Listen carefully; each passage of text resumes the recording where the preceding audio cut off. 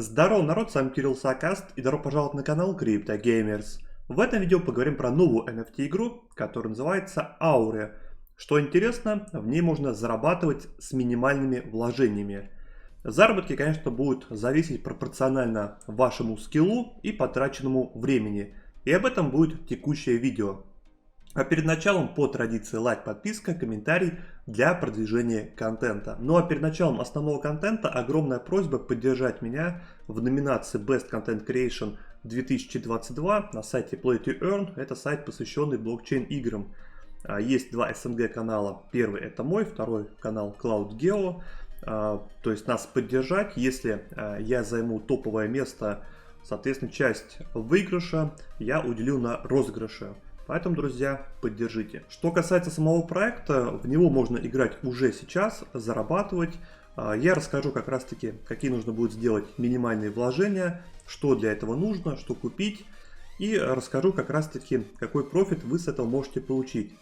Жанр проекта это JRPG, то есть это тактические пошаговые бои.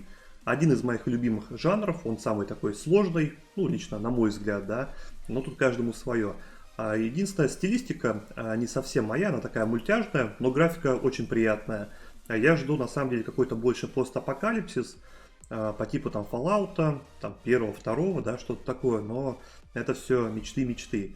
Что касается самого проекта, то есть я считаю на сегодняшний момент, на 2023 год, это один из самых перспективных проектов, который пока прям реально интересный. Это, конечно, не AAA проект, но качество разработчиков и их заявления, они говорят, что могут спокойно конкурировать с AAA проектами. Это радует. Может у вас вызывать вопросы, да, что проект находится на Solana.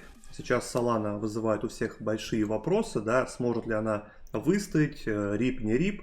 Но разработчики говорят, что они могут спокойно переехать на любой блокчейн. Их финансирование должно хватать на медвежки, то есть они много получили денег от инвесторов, и медвежку они должны спокойно переживать. И на бычке, соответственно, будет рост. Но это все как бы, так если прям вкратце заглядывать, поскольку проект уже как бы в него можно играть, поэтому будем, естественно, уже смотреть по самой игре, что по вложениям и по заработку. Давайте знакомиться уже с самой игрой.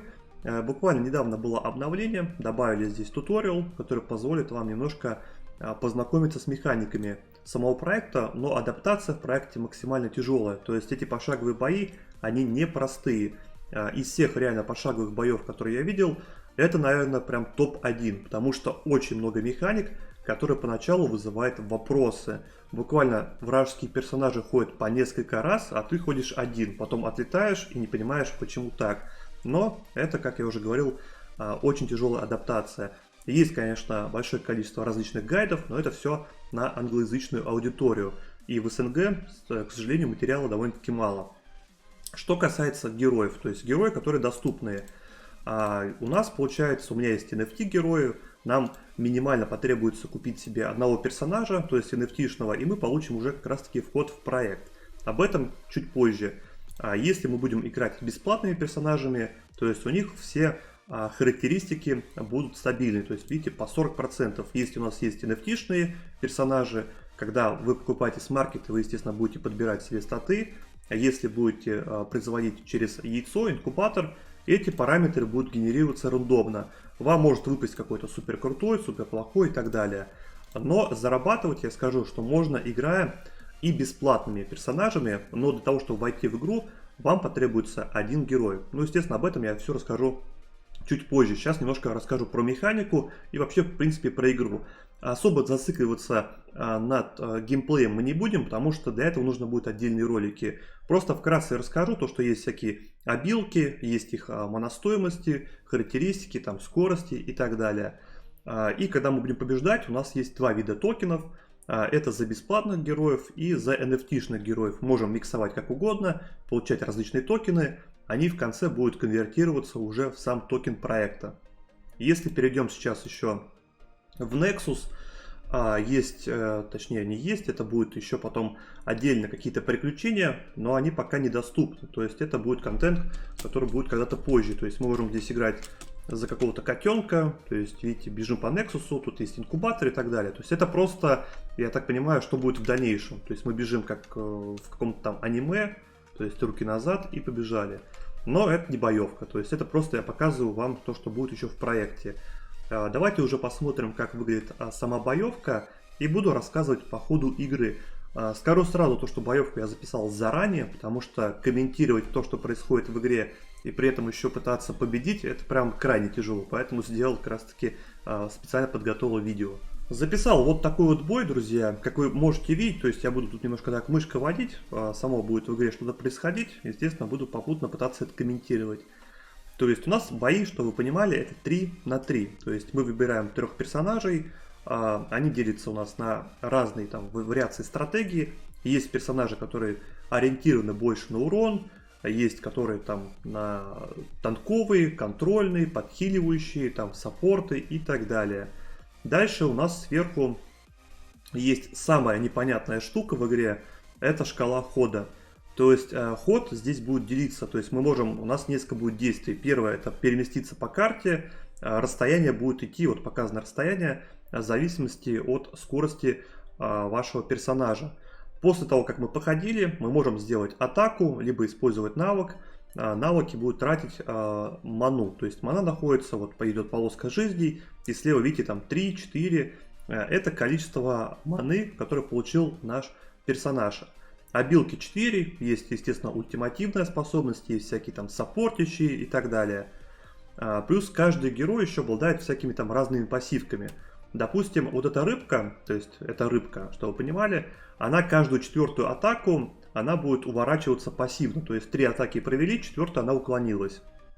Ну, не от всех, естественно, там заклинаний, какие-то от них не уклониться и так далее. А есть всякие контрольные навыки по типу там стана. И тут это все будет отображаться. То есть, допустим, если я буду пропускать ход, видите, пропустил ход, дальше шкала действий и так далее.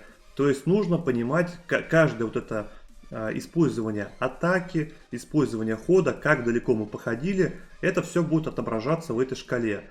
И, соответственно, здесь, видите, есть такие пометки небольшие, нужно понимать, как это все работает. То есть механика непростая. Плюс огромное количество идет взаимодействия еще с картой. То есть карт большое вариации у них. Есть всякие там фишки, допустим, можно на клетке встать, она будет тебя каждый ход восполнять твое здоровье. Есть клетки, вот здесь показано такой небольшой огонек, каждый ход будет добавляться тебе дополнительная мана и так далее. Плюс вот этот ландшафт, некоторые герои могут его там перепрыгивать, отталкивать. Соответственно, здесь карта очень сильно решает. Плюс есть всякие вот такие трамплины, которые позволяют тебе переместиться по карте, более выгодно занять какую-то тактическую позицию. То есть боевка непростая. Что вы понимали еще, здесь видите, я его пробил, получается, данного персонажа, и он пошел хиляться. То есть, видите, в итоге как бы сейчас идет драка уже получается 3 в 2. То есть у меня преимущество, соответственно, он пока пропускает, я могу больше там генерировать маны и так далее. У меня есть вот такое вот растение, довольно-таки интересный тоже персонаж. Я это все буду рассказывать уже более детально по механике, естественно, в следующих видео. Но что вы понимали, то есть этот герой, то есть у него в округе он под всех подхиливает и врагов, и союзников. То есть это такой саппорт, который как бы может играть и тебе во благо, и во вред. То есть нужно уметь отыгрывать от таких комбинаций. Видите, тут прыжок супер крутой. И поехала ультимативная способность. То есть ультимативная способность, тут видите, если посмотреть, то есть она залила шкалу хода. И вот как все меняется, да, казалось бы, ходят там его герои, потом раз, и ходят мои. То есть и от этих всех действий, там, от станущих эффектов, от ускоряющих, тут эта шкала будет меняться очень сильно.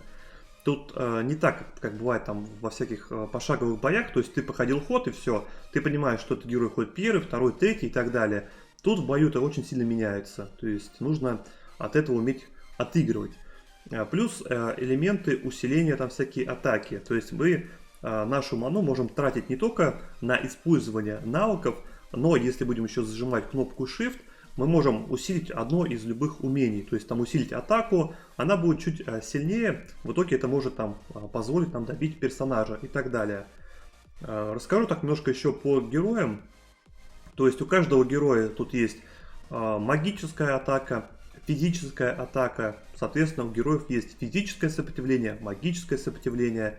По факту у меня здесь один саппорт, который подхиливает, который заливает шкалу скорости.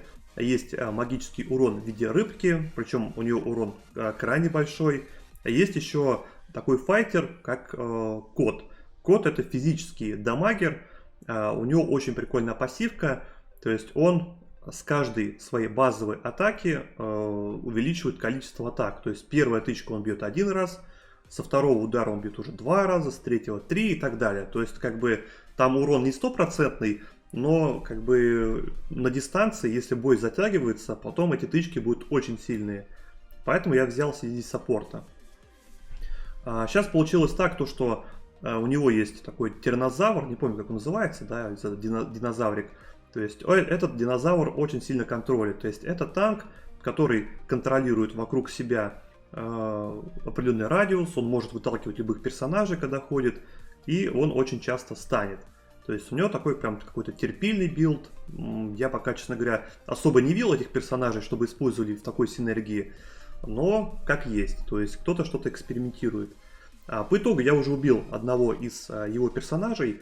У меня сильно проседает, получается, мой саппорт, но у него мало урона. То есть этих героев мало урона, соответственно, здесь как бы вот мы по чуть-чуть отгрызаем кусочки.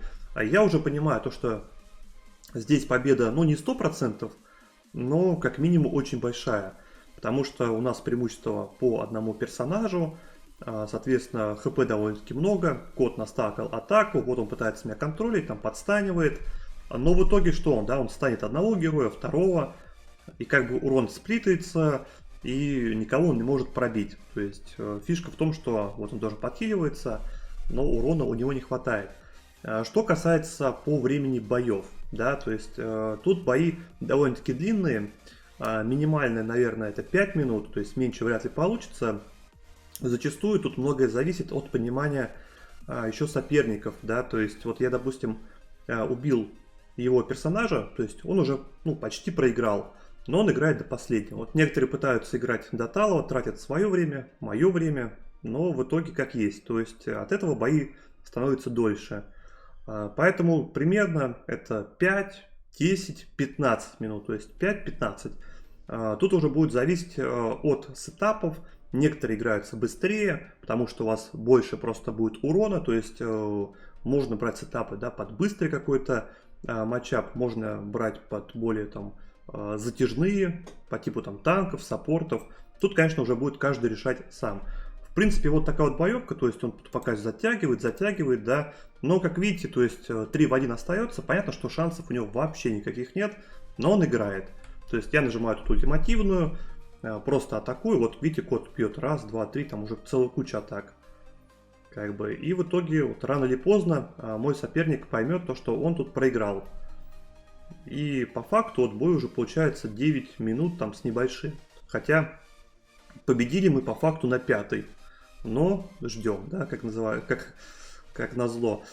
Что касается победы, то есть когда мы побеждаем, мы будем получать уже токены. То есть давайте посмотрим этот момент тоже, чтобы было интересно. Как раз таки это записал. И тут, в принципе, за победу мы получаем рейтинг, во-первых.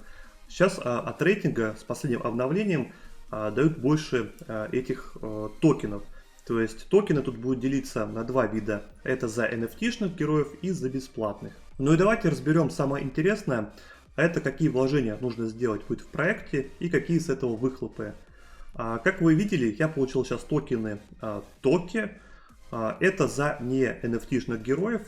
Также можно получать в проекте токены Ока. Это уже за NFT-шных героев. Они будут, эти токены, автоматически потом конвертироваться. Если будем играть NFT-шными героями, у них есть количество энергии в день. То есть там, по-моему, 10 боев. Можем играть безлимитно обычными героями. За победу разница на самом деле небольшая. Чуть больше дают токенов Ока, то есть это чуть выгоднее. Но в принципе разница несущественная. Это 100%. Дают примерно 0,40 центов за победу. 0,60, то есть это в этом диапазоне. Некоторые говорят 0,7, но на самом деле фиг знает. Тут токены эти будут конвертироваться раз в неделю автоматически. То есть видите, у меня токены Ока, токены Тока, блин. И тут, конечно, вот показано, сколько я получил. То есть это 18 аури, это примерно 11 долларов. Тут уже, как вы понимаете, будет зависеть от рейтинга, это раз, от вашего винрейта это 2, и от вашего времени это 3. Что касается вложений. То есть я буду рассказывать свою систему, как я заходил. На всяких медиа написано, что есть два способа, да, для того, чтобы получить доступ к игре, потому что бесплатно вообще играть не получится, вам нужно минимальный NFT. На сайте у них написано то, что нужно будет застейкать примерно Ауре на 100-150 долларов, но я, естественно, это не делал, да. Второй способ — это купить аватара. Его вообще минималка там в районе там 300-350 долларов, то есть я это тоже не делал. Как же я сделал? То есть я купил себе яйцо и потом выбил его через инкубатор. Можно, конечно, купить себе сразу какого-то персонажа на маркетплейсе, то есть минимально, да, NFT-шного, он будет стоить вообще 7 долларов. Но я на самом деле не знаю, будет ли это работать, либо нет, потому что я не проверял. И, естественно, продают здесь самых прям очень слабых NFT-шных персонажей. Проще на рандоме поймать более ценного. Но это, как вы понимаете, да, как повезет. Что касается, как я делал, давайте здесь сразу посмотрим. То есть я сделал как? Я купил себе яйцо, оно стоит примерно 3 доллара. Дальше здесь есть такая интересная функция, как инкубатор. Нажимаем на него, и будет показано, каких NFT-шных героев мы можем получить. Все их статы будут рандомизированы, вы можете получить супер крутого, супер плохого, но для доступа в игру этого будет более чем достаточно. Это будет стоить еще 40 аури, да, то есть 24 доллара. Минимальный вход в проект на данный момент, который 100% работает, это 30 долларов, да. Либо можно попробовать купить себе персонажа NFT-шного, но я не ручаюсь, что это будет работать, да. Через яйца это 100% работает, проверено уже на 3 аккаунтах минимум. То есть вот такая вот система. Это что касается игры. То есть по факту все это конвертируется, выделяется пул токенов, которые, соответственно, игроки зарабатывают. И многие зарабатывают больше, чем 100 долларов в неделю. Но, как вы понимаете, это нужно разбираться в игре. Игра непростая, она довольно-таки тяжелая. И мы дальше будем с вами записывать уже по механикам и примерно будем разбираться. И вообще напишите в комментариях, интересно вам будет посмотреть более детально видео по данной игре. На этом все, друзья. Лайк, подписка и удачи!